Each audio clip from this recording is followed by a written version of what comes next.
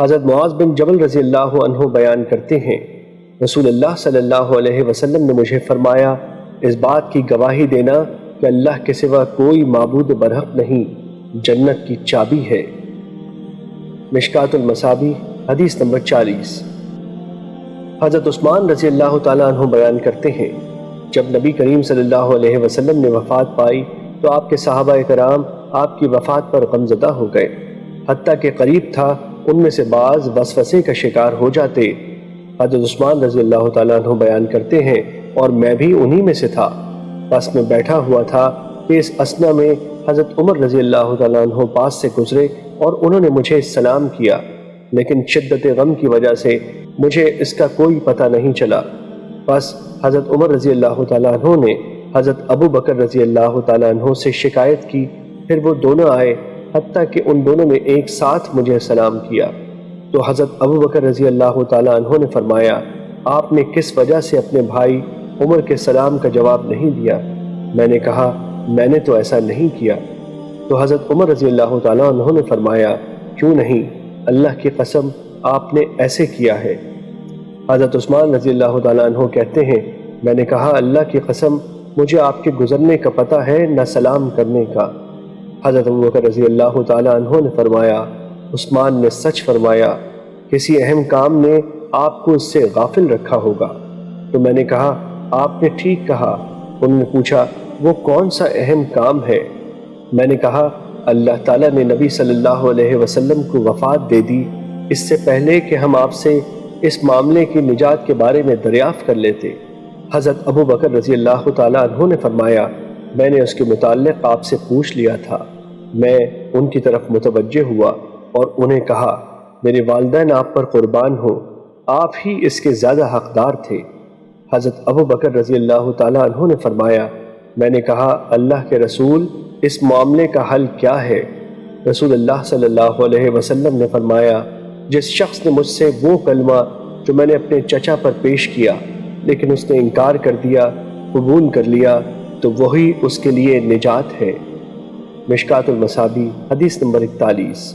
حضرت مقداد رضی اللہ تعالیٰ عنہ سے روایت ہے کہ انہوں نے رسول اللہ صلی اللہ علیہ وسلم کو فرماتے ہوئے سنا، اللہ روئے زمین کے ہر شہر و بستی کے ہر گھر میں کلمہ اسلام داخل فرما دے گا، خواہ اسے کوئی عزت کے ساتھ قبول کرے یا ذلت کے ساتھ زندہ رہے۔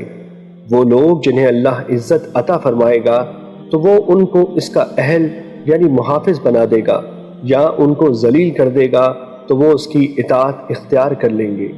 میں نے کہا، گویا دین پورے کا پورا اسی کا ہو جائے گا۔ مشکات المصابیح حدیث نمبر 42۔ حضرت وہب بن منبہ رضی اللہ عنہ سے روایت ہے، انہیں کہا گیا، کیا لا الہ الا اللہ، اللہ کے سوا کوئی معبود برحق نہیں جنت کی چابی نہیں؟ انہوں نے کہا، کیوں نہیں، لیکن ہر چابی کے دندانے ہوتے ہیں، اگر تم دندان والی چابی لاؤ گے تو آپ کے لیے اسے کھول دیا جائے گا ورنہ نہیں کھولا جائے گا۔ مشکات المصابیح حدیث نمبر 43۔ حضرت ابو ہریرہ رضی اللہ تعالیٰ عنہ بیان کرتے ہیں، رسول اللہ صلی اللہ علیہ وسلم نے فرمایا، جب تم میں سے کوئی اپنے اسلام کو سنوار لے تو اس کا ہر نیک عمل 10 گنا سے 700 گنا تک بڑھا کر لکھا جائے گا، جبکہ اس کی ہر برائی اتنی ہی لکھی جائے گی حتیٰ کہ وہ اللہ سے جا ملے۔ مشکات المصابیح حدیث نمبر 44۔ حضرت ابو امامہ رضی اللہ عنہ سے روایت ہے کہ کسی آدمی نے رسول اللہ صلی اللہ علیہ وسلم سے دریافت کیا، ایمان کیا ہے؟ آپ صلی اللہ علیہ وسلم نے فرمایا، جب تیری نیکی تجھے خوش کر دے اور تیری برائی تجھے غمگین کر دے تو مومن ہے۔ اس نے عرض کیا، اللہ کے رسول، تو گناہ کیا ہے؟ آپ صلی اللہ علیہ وسلم نے فرمایا، جب کوئی چیز تیرے دل میں کھٹکے تو اسے چھوڑ دو۔ مشکات المصابیح حدیث نمبر 45۔ حضرت عمرو بن ابسہ رضی اللہ عنہ بیان کرتے ہیں، میں رسول اللہ صلی اللہ علیہ وسلم کی خدمت میں حاضر ہوا تو میں نے عرض کیا، اللہ کے رسول، اس دین پر آپ کے ساتھ اور کون ہے؟ آپ صلی اللہ علیہ وسلم نے فرمایا، آزاد اور غلام۔ میں نے عرض کیا، اسلام کیا ہے؟ آپ صلی اللہ علیہ وسلم نے فرمایا، اچھی اور پاکیزہ گفتگو اور اچھا کھانا کھلانا۔ میں نے عرض کیا ایمان کیا ہے؟ آپ صلی اللہ علیہ وسلم نے فرمایا صبر و استقامت۔ راوی بیان کرتے ہیں میں نے عرض کیا کون سا مسلمان افضل ہے؟ آپ صلی اللہ علیہ وسلم نے فرمایا جس کی زبان اور ہاتھ سے مسلمان محفوظ رہیں۔ انہوں نے کہا میں نے عرض کیا کون سا ایمان افضل ہے؟ آپ صلی اللہ علیہ وسلم نے فرمایا اچھے اخلاق۔ راوی بیان کرتے ہیں میں نے عرض کیا کون سی نماز افضل ہے؟ آپ صلی اللہ علیہ وسلم نے فرمایا لمبے قیام والی۔ وہ بیان کرتے ہیں میں نے عرض کیا کون سی ہجرت بہتر ہے؟ آپ صلی اللہ علیہ وسلم نے فرمایا تو اپنے رب کی ناپسندیدہ چیزوں سے کنارہ کش ہو جا۔ انہوں نے کہا میں نے پوچھا کون سا جہاد افضل ہے؟ آپ صلی اللہ علیہ وسلم نے فرمایا جس کے گھوڑے کی ٹانگیں کاٹ دی جائیں اور اسے شہید کر دیا جائے۔ راوی بیان کرتے ہیں میں نے عرض کیا کون سا وقت بہتر ہے؟ آپ صلی اللہ علیہ وسلم نے فرمایا رات کا نصف آخر۔ مشکات المصابیح حدیث نمبر 46۔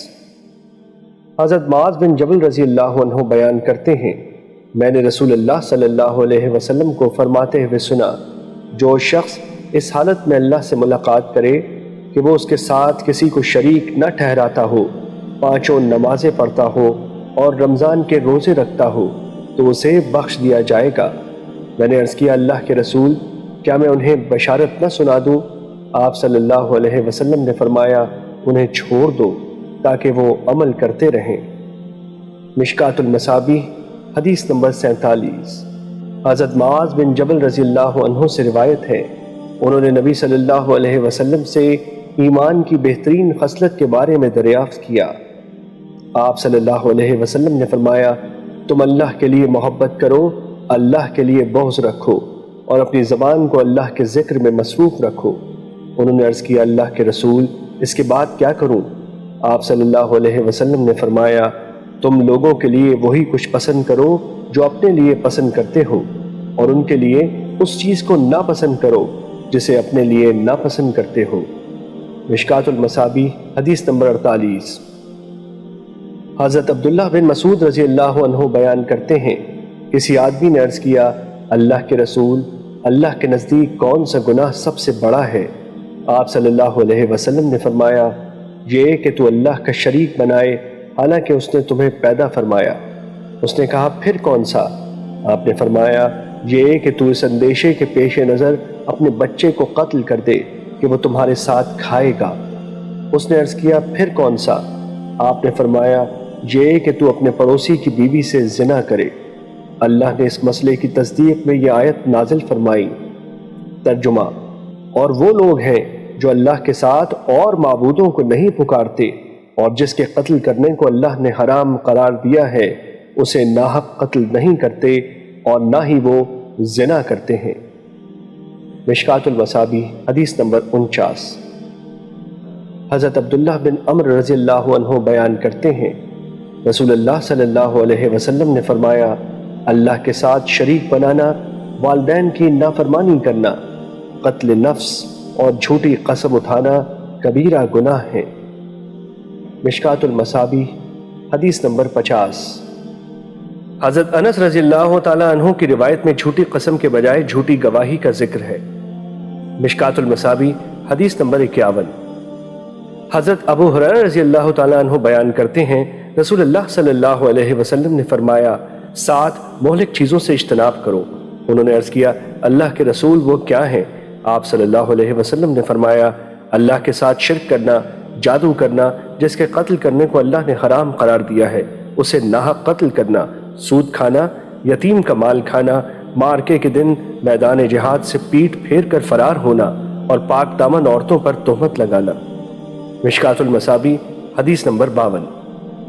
حضرت ابو ہریرہ رضی اللہ تعالیٰ عنہ بیان کرتے ہیں رسول اللہ صلی اللہ علیہ وسلم نے فرمایا جس وقت زانی زنا کرتا ہے تو وہ اس وقت مومن نہیں ہوتا، جس وقت چور چوری کرتا ہے تو اس وقت وہ مومن نہیں ہوتا، جب وہ شراب پیتا ہے تو شراب نوشی کے وقت وہ مومن نہیں ہوتا، جب لوٹنے والا لوٹتا ہے تو لوٹنے کے وقت وہ مومن نہیں ہوتا جبکہ لوگ اسے دیکھ رہے ہوتے ہیں، اور جب خیانت کرنے والا خیانت کرتا ہے تو وہ اس وقت مومن نہیں ہوتا، پس تم بچ جاؤ، بچ جاؤ۔ مشکات المصابیح حدیث نمبر 53۔ حضرت ابن عباس رضی اللہ تعالیٰ عنہ کی روایت میں ہے، جس وقت قاتل قتل کرتا ہے تو اس وقت وہ مومن نہیں ہوتا۔ اکرمہ بیان کرتے ہیں، میں نے ابن عباس سے پوچھا اس سے ایمان کیسے نکال لیا جاتا ہے؟ انہوں نے فرمایا اس طرح، اور انہوں نے ایک ہاتھ کی انگلیاں دوسرے ہاتھ کی انگلیوں میں ڈالیں اور پھر انہیں نکال لیا۔ بس اگر وہ توبہ کر لے تو ایمان اس کی طرف اس طرح لوٹ آتا ہے، اور انہوں نے ایک ہاتھ کی انگلیاں دوسرے ہاتھ کی انگلیوں میں ڈالی۔ اور ابو عبداللہ امام بخاری رحمۃ اللہ علیہ نے فرمایا، ایسا شخص کامل مومن ہوگا نہ اس کے لیے نور ایمان ہوگا۔ یہ بخاری کے الفاظ ہیں۔ مشکات المصابیح حدیث نمبر 54۔ حضرت ابو ہریرہ رضی اللہ تعالیٰ عنہ بیان کرتے ہیں، رسول اللہ صلی اللہ علیہ وسلم نے فرمایا، منافق کی 3 نشانیاں ہیں، جب بات کرے تو جھوٹ بولے، جب وعدہ کرے خلاف ورزی کرے، اور جب اس کے پاس امانت رکھی جائے تو خیانت کرے۔ امام مسلم نے الفاظ زائد نقل کیے، اگرچہ وہ روزہ رکھے، نماز پڑھے اور وہ مسلمان ہونے کا دعویٰ کرے۔ مشکات المصابیح حدیث نمبر 55۔ حضرت عبداللہ بن عمر رضی اللہ تعالیٰ عنہ بیان کرتے ہیں، رسول اللہ صلی اللہ علیہ وسلم نے فرمایا، جس شخص میں 4 خصلتیں ہوں وہ خالص پکا منافق ہے، اور جس میں ان میں سے ایک خصلت ہو تو اس میں نفاق کی ایک خصلت ہے، حتیٰ کہ وہ اسے ترک کر دے۔ جب اس کے پاس امانت رکھی جائے تو اس میں خیانت کرے، جب بات کرے جھوٹ بولے، جب عہد کرے تو عہد شکنی کرے، اور جب جھگڑا کرے تو گالی گلوچ پر اتر آئے۔ مشکات المصابیح حدیث نمبر 56۔ حضرت ابن عمر رضی اللہ تعالیٰ عنہ بیان کرتے ہیں، رسول اللہ صلی اللہ علیہ وسلم نے فرمایا، منافق کی مثال اس متردد بکری کی طرح ہے جو 2 ریوڑوں کے درمیان ہو، کبھی وہ اس کی طرف جاتی ہے کبھی اس کی طرف۔ مشکات المصابیح حدیث نمبر 57۔ حضرت صفوان بن عسال رضی اللہ تعالیٰ عنہ بیان کرتے ہیں، کسی یہودی نے اپنے ساتھی سے کہا، ہمیں اس نبی کے پاس لے چلو، تو اس نے اپنے ساتھی سے کہا، تم نبی نہ کہو، کیونکہ اگر اس نے تمہاری بات سن لی تو وہ بہت خوش ہوگا۔ بس وہ دونوں رسول اللہ صلی اللہ علیہ وسلم کی خدمت میں حاضر ہوئے تو انہوں نے واضح نشانیوں کے بارے میں آپ سے دریافت کیا۔ رسول اللہ صلی اللہ علیہ وسلم نے فرمایا، تم اللہ کے ساتھ کسی کو شریک نہ بناؤ، نہ زنا کرو، نہ کسی ایسی جان کو جس کا قتل اللہ نے حرام قرار دیا ہے، اور نہ کسی بے گناہ شخص کو کسی صاحب اقتدار کے پاس لے جاؤ کہ وہ اسے قتل کر دے۔